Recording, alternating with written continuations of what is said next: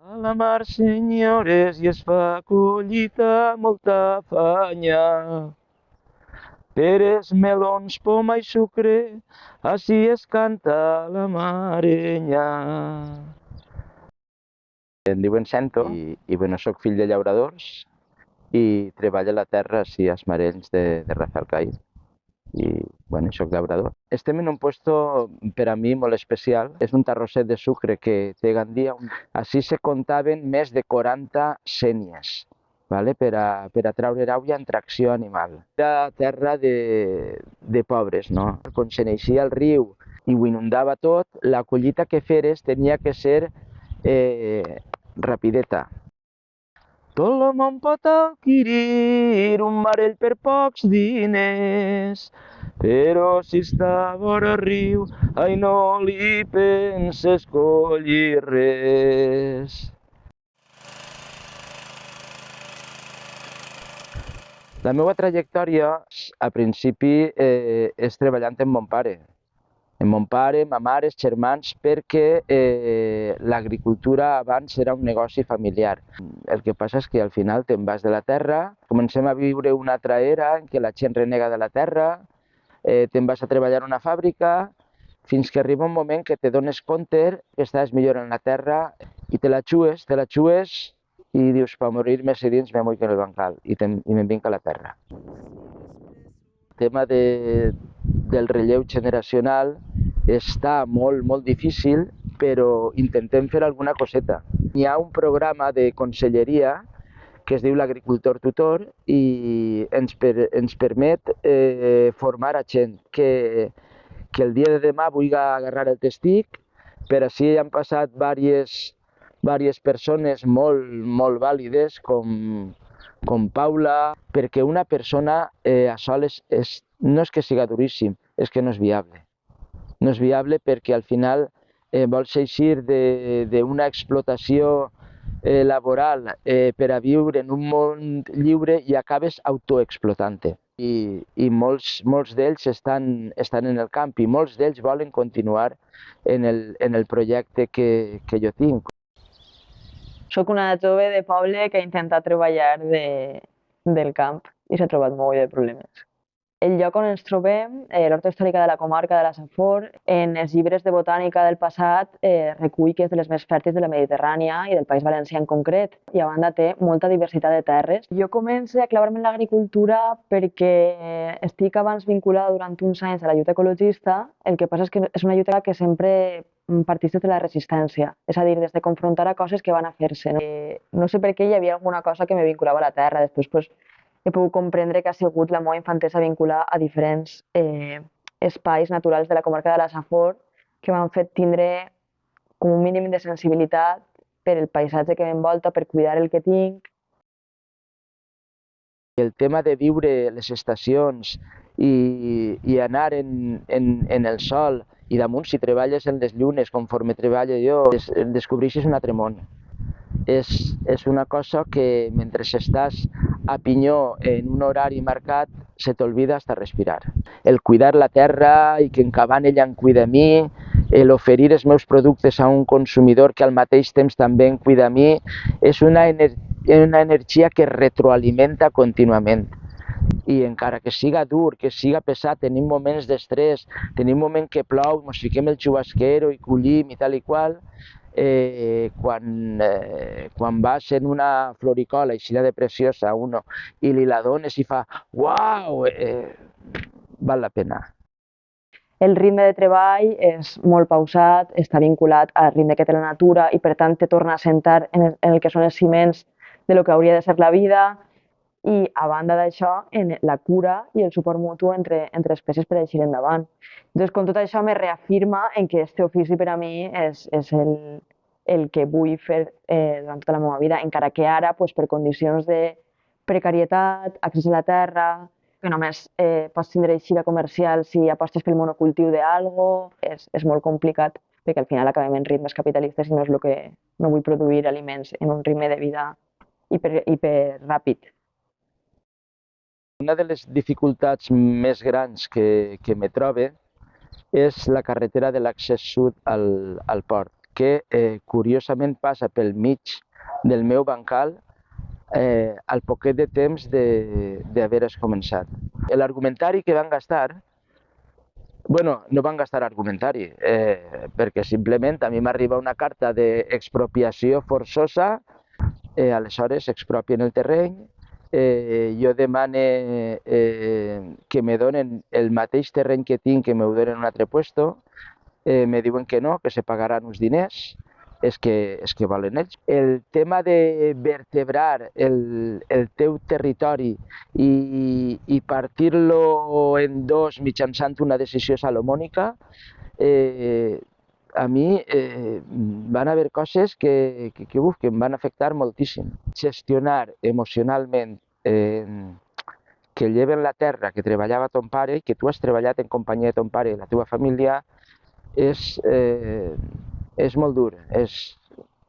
Però bueno, està la contrapartida de que en Caban un veí te diu agarra el meu bancal que és del tinc perdut, jo només en veure melonet ja estic desvanit. I en Caban hi ha un altre veí que te'n deixa un altre i així va recuperant bancals i a poc. I ara sí que és de veres que volen fer la carretera, la CV60, quan veus que la gent es mobilitza defensant el seu territori després de tot el que has passat tu, per a mi va ser una devolució, no? Una devolució de lo que jo havia patit.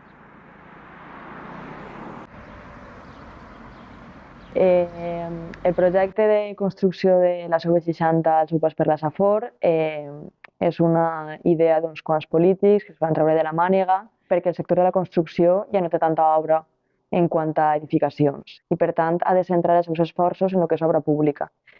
A dia d'avui, aquesta carretera n'hi havia 4 opcions i han escollit executar la més agressiva contra el territori que afecta a 8 pobles de la comarca de la Safor. Ja n'hi ha carreteres per a fer els mateixos trajectes que no tenen ni saturació ni problemes d'embús. A nivell tècnic, si volgueren connectar el que és la CV60 en l'AP7, en l'A7 o en el Nacional 332, podrien haver-ho fet per uns altres llocs sense tant d'impacte sobre el territori. Què passa? Que tu mires les alternatives són construir sobre zona que ja està més o menys construïda, que no seria massa obra a fer, per tant no serien tants diners a guanyar. En els mapes, diguem que n'hi ha 2 traçats, un en color groc i l'altre en color roig. El de color groc a mi em passa per el meu bancal, el bancal que tinc llaurat. Quan esclata el que és la preocupació és en l'any 2021, en maig, quan la Generalitat diu que en qualsevol moment pot aprovar el projecte i, per tant, n'hi ha X dies de consulta pública per a fer qualsevol modificació i la resta ja serà tirar-ho endavant. Nosaltres, com a plataforma, vam decidir agafar a tota la gent del poble que estava preocupada per aquesta qüestió i que volia fer alguna cosa. Ens vam agafar tots els telèfons que vam apuntar en el llistat i en el seu moment va ser un grup per a començar a organitzar les primeres assemblees. En les primeres assemblees vam decidir ja el nom, que seria per l'Horta de la Safor, en clau propositiva, i a partir d'ahir ja va començar a fluir una sèrie de, sobretot, gent de totes les edats, de molts pobles, una implicació i una sèrie de campanya de conscienciació, d'agitació, d'informació pública, perquè una cosa que criticàvem molt era que no s'havia informat a la població que s'anava a fer aquesta carretera.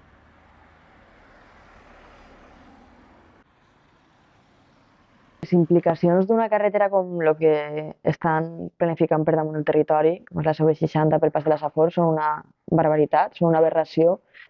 Al final estàs agreujant els efectes del canvi climàtic en una societat que en el seu moment es va fer molt rica gràcies a la taronja, que ara mateixa està empobrida o abandonant tots aquests camps de taronja que en el seu passat van donar tantes alegries i van comprar tantes cases. El que provoca és que ens diguen com a argument que van a fer aquesta carretera perquè el patrimoni agrícola que va destrossar és que la majoria està abandonat. Encara que estigui abandonat, l'horta sempre va estar ahí, sempre se pot tornar a treballar. Està abandonat perquè a dia d'avui, en la comercialització global de productes agrícoles, la taronja ja no es paga com abans. Per tant, la gent que vivia de la taronja ja no pot viure d'ella. No vol dir que la terra tinga menys valor. La terra té el mateix valor, inclús més, diria. En temps de crisi climàtica, la terra és un pulmó, és un reservori de vida. la carretera destrossa el que és l'horta històrica de la comarca. El que va fer és endeutar-nos de per vida, travessar-nos, carregar-se caminals històrics que connecten un poble, i a més són espais de trobada. Això és salut, això és igual que produir aliment. La lluita contra la massificació de l'asfalt és molt important. És molt important que fem alguna cosa, primer, per a fer-nos visibles i que sàpiguen que encara hi ha gent que viu de la terra i que tenim un patrimoni comú del que n'hi ha molta gent que viu, no només el llaurador. Nosaltres fem una agricultura que crea paisatge, el pot gaudir qualsevol persona que passege. L'agricultura modela el teu caràcter. No és el mateix viure entre plantes i veure-les créixer i cuidar-les i tal i qual que viure entre asfalt i formigó. La gent, quan agarra un aliment i el toca amb les seues mans i quan se'l menja o gaudix, des d'aquest moment el territori no és meu a soles. És important organitzar-se i defensar la terra per el simple fet de poder seguir vivint on estem. La defensa de lo que és nostre és una cosa bàsica, és una qüestió, és per la vida al final. És que a mi este paisatge no és que sigui un paisatge bucòlic, és que és un paisatge viu que me dona les condicions materials per a poder sobreviure en un lloc.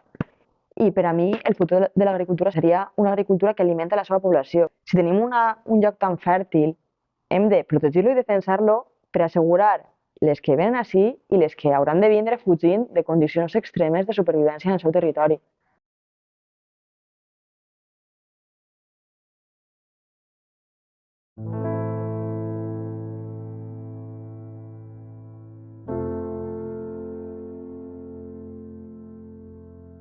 Vora riu tinc la senda, entre xops i llidoners, que em portava fins la tenda a gastar-me uns pocs diners. A vora riu, canyes i estaques, per encanyar el tomacar i lligar-me les barraques com mon pare em va ensenyar. A vora riu, bones anguiles, per a pescar en molinar, i baixen les aigües tranquil·les en anar-se'n la tronar. A vora riu tinc la memòria d'infantesa i llibertat, d'aventura en temps de glòria, de tendresa i amistat. A vora riu tinc lo millor, a vora riu tinc lo millor, ací em criaren de cadell, a vora riu soc llaurador i ací està el meu mare.